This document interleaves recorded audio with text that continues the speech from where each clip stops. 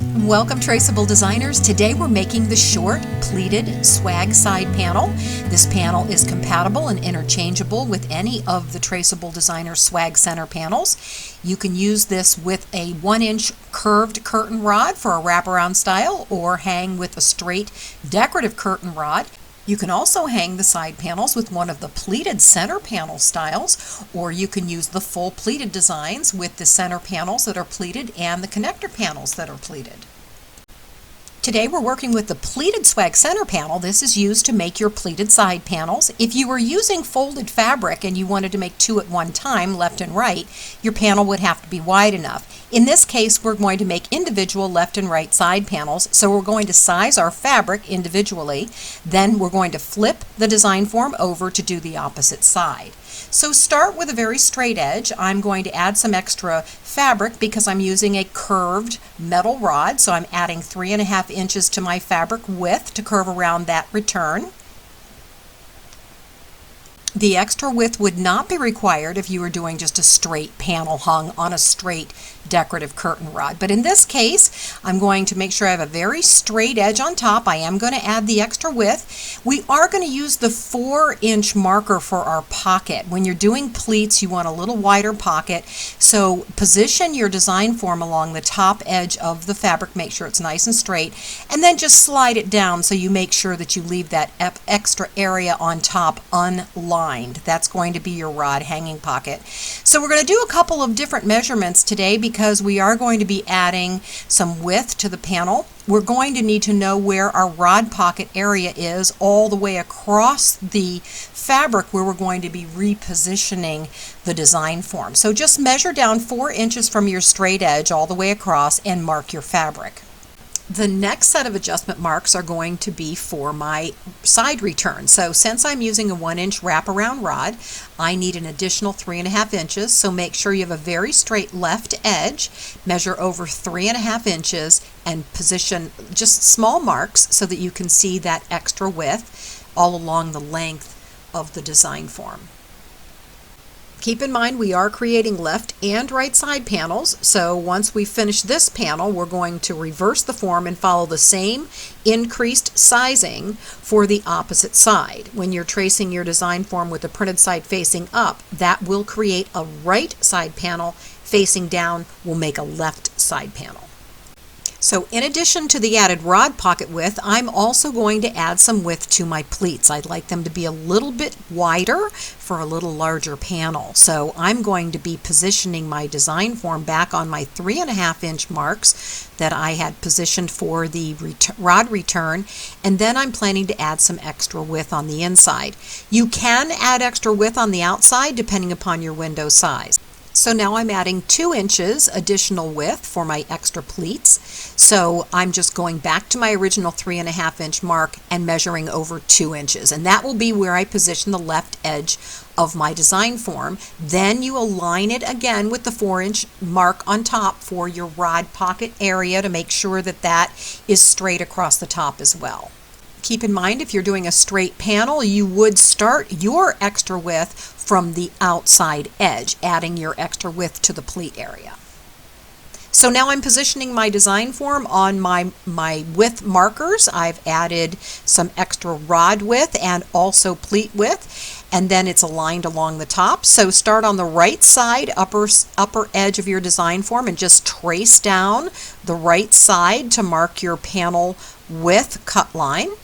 And then mark underneath your panel, following along the V on the inside. Make sure you go over it several times so that you can see your mark for cutting. And then continue down, holding the design form in place, and continue tracing along the lower edge of the design form.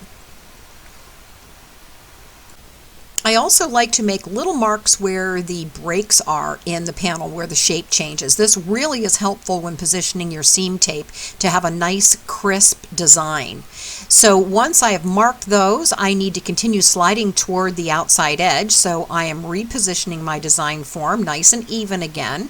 And then I'm continuing to trace the lower edge, which would be my pleat area. So you trace underneath there a second time and continue pulling the design form over to the left edge.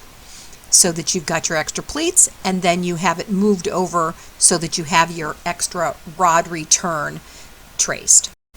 Once the lower edge is finished, reposition your design form nice and straight and raise it all the way up to the top so you can finish tracing the right side to show your panel with cut line.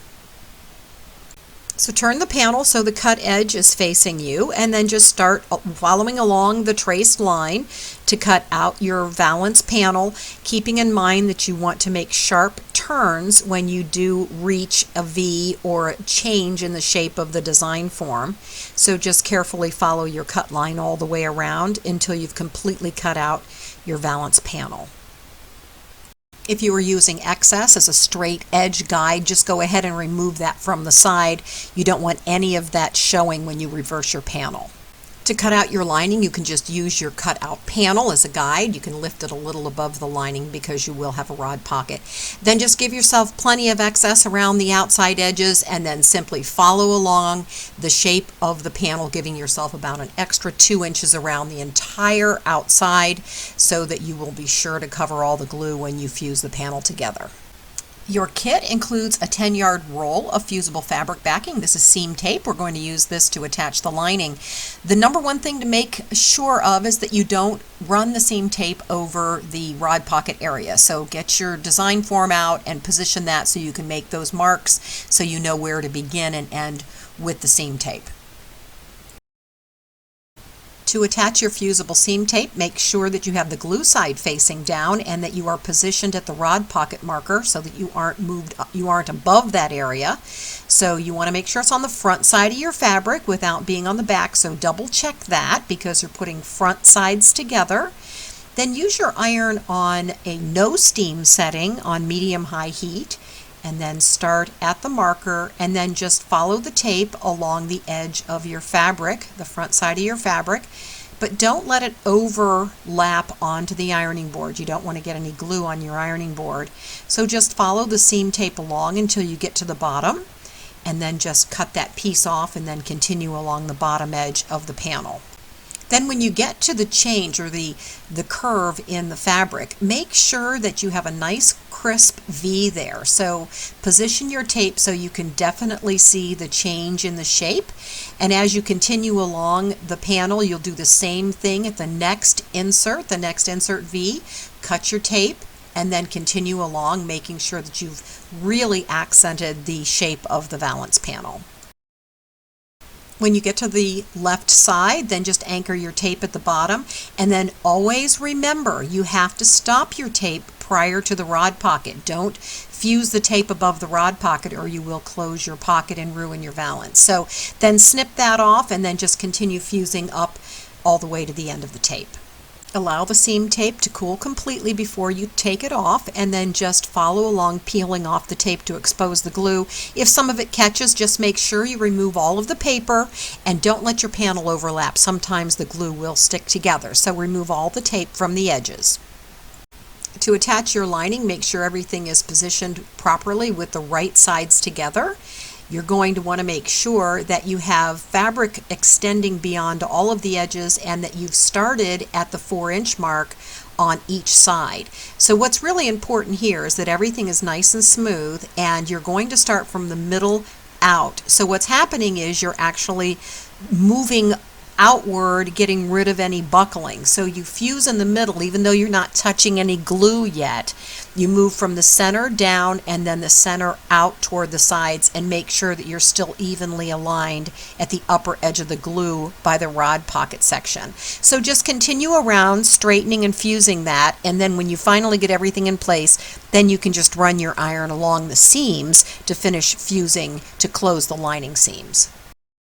So once the panel's cooled, just flip it over and cut off the excess. Then you're going to just snip the corners a little bit. So you want to make that easier for turning. So you'll snip the corners and then inside of where the shape goes, where the V and the curve, just little tiny snips not moving past the glue section. So once the panel's completely cooled, we're just going to gently reverse it. You want to turn it right side out and just run your fingers inside of the seams to make sure that you bring the shape together. You'll see as you run along it'll start to move into position and into shape.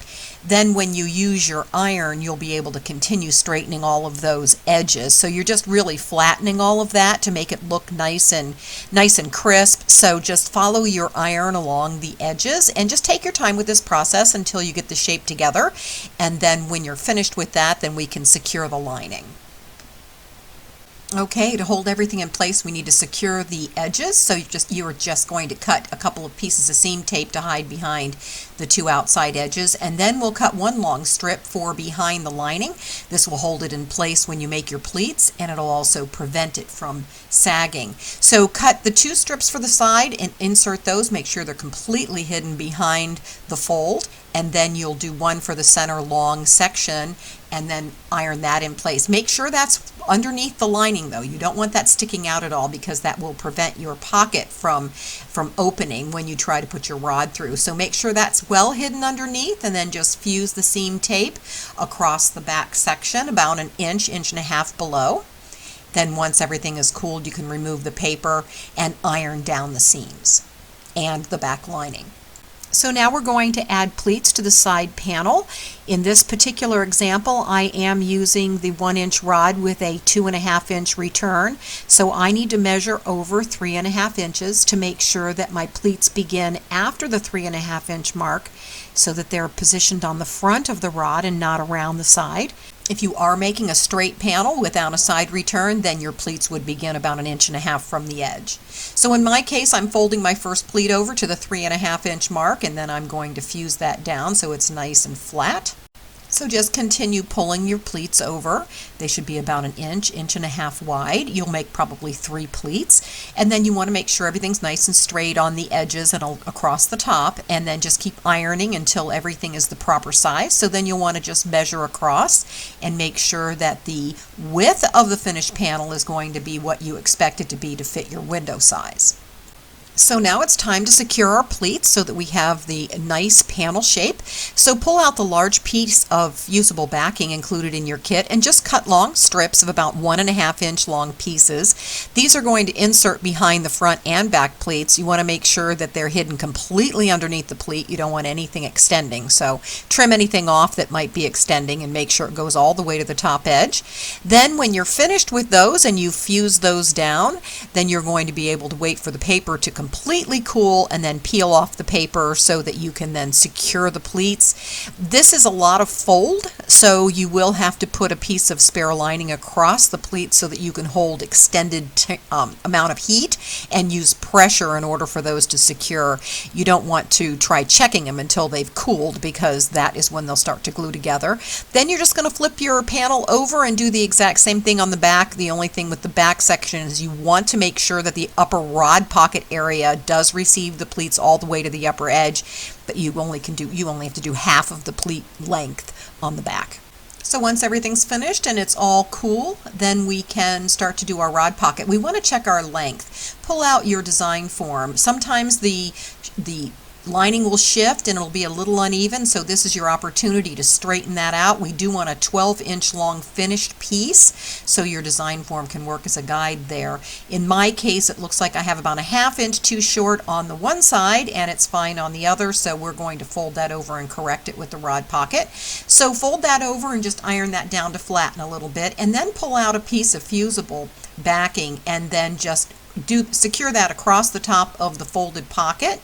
Make sure you don't overlap onto the ironing board or onto the lining. And then once that's cooled, go ahead and remove the paper to expose the glue. Then when you fold over, then you can even out your rod pocket, making this a complete 12-inch long rod pocket. Again, this is an area with a lot of fold, so it takes a while to get the heat through. So use a piece of lining and do a lot of pressing and a lot of prolonged heat in order to get that to fuse and secure. Wait till it's completely cooled before you insert your rod. Then just follow along the video tutorials to make your selected center panels and hang your beautiful new pleated valance.